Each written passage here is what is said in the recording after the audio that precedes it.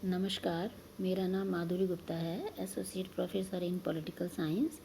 हम ब्रिटेन के संविधान के बारे में पढ़ रहे थे और आज हम पढ़ेंगे ब्रिटिश प्रधानमंत्री। बच्चों, हमें पता है कि 1721 में जो सर रॉबर्ट वॉलपोल थे वो प्रथम प्रधानमंत्री बने और तभी से ये परंपरा शुरू हुई। और लास्की ने प्रधानमंत्री के लिए कहा है कि प्रधानमंत्री संपूर्ण शासन तंत्र की धुरी है। इसी तरह लॉर्ड मॉर्ले ने कहा कि वह समान पद वालों में प्रथम है। अब इसकी नियुक्ति कैसे होती है उस संबंध में यह है कि प्रधानमंत्री कॉमन सभा में बहुमत दल का नेता होता है और चुनाव के बाद सम्राट कॉमन सभा के बहुमत दल के नेता को प्रधानमंत्री बनने के लिए आमंत्रित करता है। लेकिन बहुमत न मिले ऐसी स्थिति में वह स्वयं विवेक का प्रयोग कर सकता है। लेकिन साथ में प्रधानमंत्री पद के लिए यह आवश्यक है कि वह कॉमन सभा का ही होना चाहिए, क्योंकि उसका मंत्रिमंडल कॉमन सभा के प्रति उत्तरदायी होता है। अब आगे है कार्य व अधिकार। प्रधानमंत्री का पहला कार्य है मंत्रिमंडल का निर्माण करना। प्रधानमंत्री कैबिनेट बनाने के लिए पूरी तरह से स्वतंत्र होता है। वह कैबिनेट की सूची सम्राट को सौंप देता है और उसे स्वीकृति मिल ही जाती है, और जिसमें वह दल के जो मुख्य नेता हैं और विभिन्न जो प्रदेश हैं उनका वो ध्यान रखता है। दूसरा है मंत्रिमंडल का कार्य संचालन। वह मंत्रियों में उत्पन्न मतभेद को दूर करता है और सबको एकता के सूत्र में बांधकर परस्पर सहयोग बनाए रखने का कार्य करता है। मंत्रिमंडल की अध्यक्षता। वह बैठकों की अध्यक्षता करता है और सभी विभागों में तालमेल बिठाने का कार्य भी करता है। मंत्रिमंडल का अंत। यदि प्रधानमंत्री व किसी अन्य मंत्री में अगर मतभेद उत्पन्न हो जाए तो ऐसी स्थिति में वह मंत्रिमंडल छोड़ने के लिए उसे बाध्य कर सकता है, और अगर ना छोड़े तो फिर ऐसे में अपने पद से त्यागपत्र देके वो संपूर्ण मंत्रिमंडल का अंत भी कर सकता है। सम्राट को परामर्श।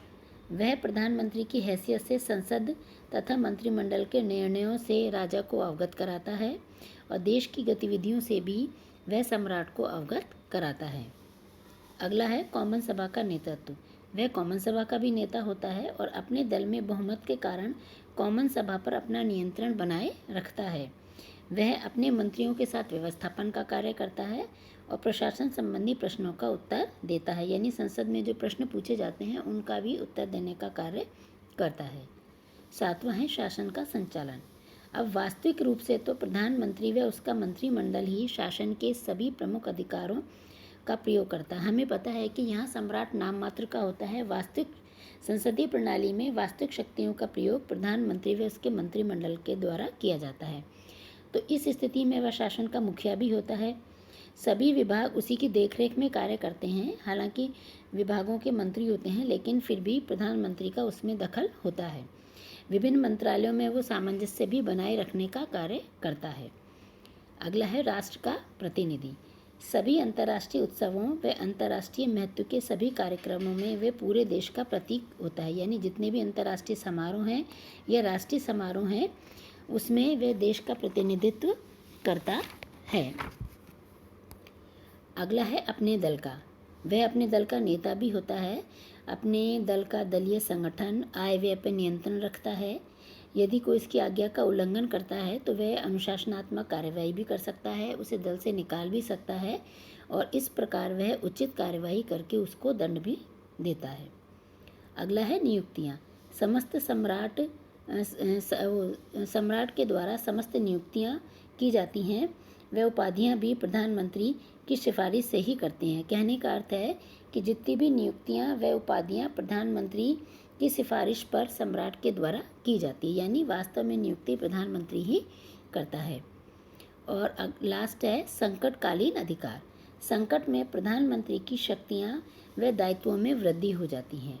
हमें पता है कि जब संकट आता है तो ऐसी स्थिति में तुरंत निर्णय लेना होता है। तो ऐसी स्थिति में जो सारे अधिकार हैं वो प्रधानमंत्री के पास आ जाते हैं या उसकी शक्तियों में बढ़ोतरी हो जाती है और वह तानाशाह की तरह भी कार्य करता है। जैसे कि फर्स्ट वर्ल्ड वॉर और सेकेंड वर्ल्ड वॉर में वहाँ ब्रिटेन प्रधानमंत्री लॉर्ड जॉर्ज व विंस्टन चर्चिल ने अभूतपूर्व शक्तियों का प्रयोग किया, क्योंकि उस समय केवल एक ही उद्देश्य होता है, युद्ध से निपटना या युद्ध में अपने आप को पूरी तरह से लगा देना ताकि उसमें विजय प्राप्त की जा सके। और कई बार ये प्रश्न उठता है कि ऐसी स्थिति में अगर प्रधानमंत्री के पास इतनी शक्तियाँ हैं तो वह तानाशाह के रूप में कार्य कर सकता है, लेकिन यथार्थ में संसदीय प्रणाली में वो तानाशाह की तरह कार्य नहीं कर सकता है। उस पर कई प्रकार के नियंत्रण होते हैं। पहला तो होता है विरोधी दल का नियंत्रण।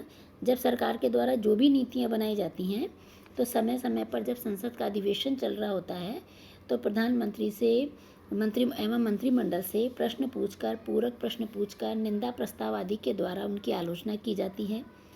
यानी संसद का भी नियंत्रण होता है, विरोधी दल का भी नियंत्रण होता है। जनमत का भय, अगर इस तरह की नीतियाँ बनाई जाएंगी जो जनता के विरुद्ध हों, तो जनता का उसे भय रहेगा, क्योंकि अगले आम चुनावों में हो सकता है कि जनता उन्हें नहीं चुने। और ब्रिटेन में सम्राट है, तो सम्राट के विरोध के कारण भी वह तानाशाह नहीं बन सकता। तो इस प्रकार प्रधानमंत्री के पास काफ़ी महत्वपूर्ण शक्तियां हैं, लेकिन फिर भी वास्तव में वह तानाशाह नहीं बन सकता है। वो जनता के सहयोग से, संसद के सहयोग से ही शासन को चलाने का कार्य करता है। आज इतना ही, धन्यवाद।